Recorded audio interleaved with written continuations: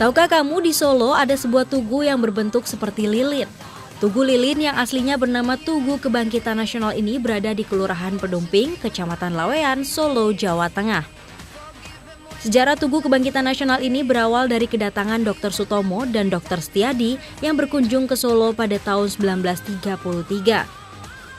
Mereka berkeliling Nusantara dan mengambil beberapa titik untuk dijadikan lokasi pembangunan tugu peringatan. Konon, pembangunan tugu ini dilakukan sebagai simbol persatuan negara yang kala itu masih di bawah penjajahan. Setiap bagian dari Tugu Kebangkitan Nasional ini memiliki makna. Salah satunya simbol api yang berada di puncak tugu memiliki arti perjuangan akan terus menyala sampai tercapainya kemerdekaan. Selain sebagai alternatif penerangan, lilin juga banyak dipakai di bidang kesenian loh pemirsa. Batik misalnya. Seni yang sudah dikenal turun-temurun dari nenek moyang ini menggunakan lilin sebagai media lukisnya loh. Penggunaan lilin dalam lukisan disebut dengan teknik resis. Resis adalah suatu teknik melukis dengan menyapu cat ke permukaan yang telah disabukan lilin di bagian-bagian yang tidak akan dicat atau diwarnai. Jadi, pada saat membatik, lilin atau malam digunakan sebagai penghadang untuk melindungi warna asli kain agar tidak terkena warna baru. Namun ada teknik lain lagi untuk memanfaatkan lilin sebagai media utama dalam melukis. Seperti yang dilakukan oleh Ferry Apriyatno, seorang seniman lulusan Institut Teknologi Bandung ini menemukan cara membuat lukisan lilin melalui banyak eksperimen yang sudah dilakukannya.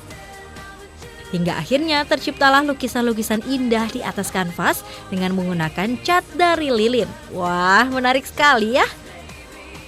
Selain itu ada lagi nih cara memanfaatkan lilin sebagai karya seni, yaitu dengan menjadikan lilin sebagai replika atau dummy makanan. Wah, seperti apa ya? Replika makanan yang dipajang di muka restoran merupakan sebuah budaya yang diadaptasi dari negeri Sakura. Di Jepang, pemilik restoran biasanya akan menyediakan replika makanan di depan restoran mereka agar pembeli bisa lebih mudah memutuskan apa yang ingin mereka makan. Kini praktek memajang replika makanan restoran telah menyebar di seluruh penjuru Jepang bahkan di dunia. Sebelum replika makanan menjadi populer, restoran biasanya memajang makanan sungguhan. Tetapi hidangan yang dipajang akan berubah bentuk dan warna jika disimpan terlalu lama sehingga harus terus diperbarui dan tidak ekonomis. Hingga akhirnya mereka menemukan cara baru dengan menggunakan replika makanan untuk menjalankan bisnis mereka. Replika makanan dibuat agar terlihat sama persis dengan makanan nyata, baik dari ukuran, bentuk, dan warnanya. Mereka juga memiliki tekstur yang realistis dan beberapa bahkan juga memiliki bekas panggangan yang terlihat sangat nyata. Tahukah kamu hingga kini masih belum ada bukti sejarah awal menyatakan kapan replika makanan pertama kali dibuat. Namun pembuat replika makanan yang paling terkenal di Jepang adalah Takizo Iwasaki dengan perusahaannya Iwasaki Bay. Iwasaki Bay yang didirikan sejak tahun 1932 akhirnya dikenal sebagai salah satu produsen replika makanan terbesar di Jepang. Namun ada juga yang mengatakan bahwa replika pertama kali dibuat pada tahun 1917 oleh Sujiro Nishio dari Kyoto yang biasa membuat model anatomi tubuh manusia dari lilin. Bahan yang digunakan untuk membuat replika makanan dari lilin bermacam-macam loh pemirsa, karena masing-masing lilin memiliki karakteristiknya sendiri. Nah, jadi lilin itu sendiri itu ada berbagai jenis ya. Dari mulai yang paling populer itu adalah lilin blok. Jadi lilin blok itu yang paling populer, itu paling mudah didapat, kemudian juga dari sisi harga paling murah. Yang seperti kita pakai sehari-hari untuk mati lampu itulah lilin blok. Nah, itu bahannya dari residu minyak bumi. Dan sebenarnya bahan lilin itu banyak ya, ada yang dari kelapa sawit dinamakan stearik acid, ada juga yang dari pohon palem itu namanya palmatic acid.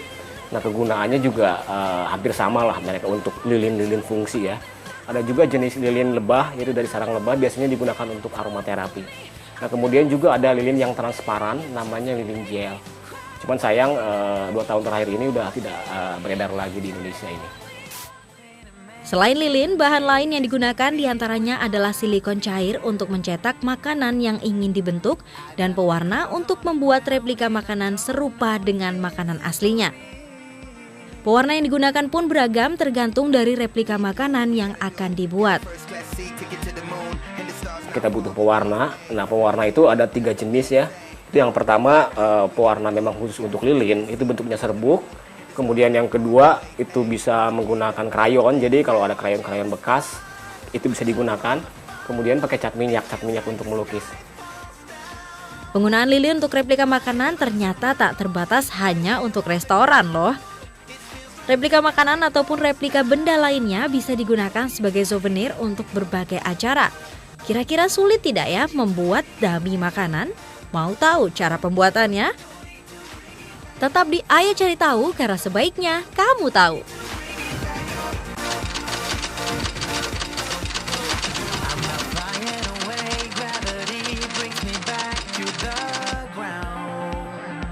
Masalah warna ya.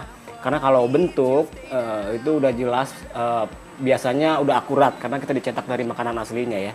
Nah, warna itu kan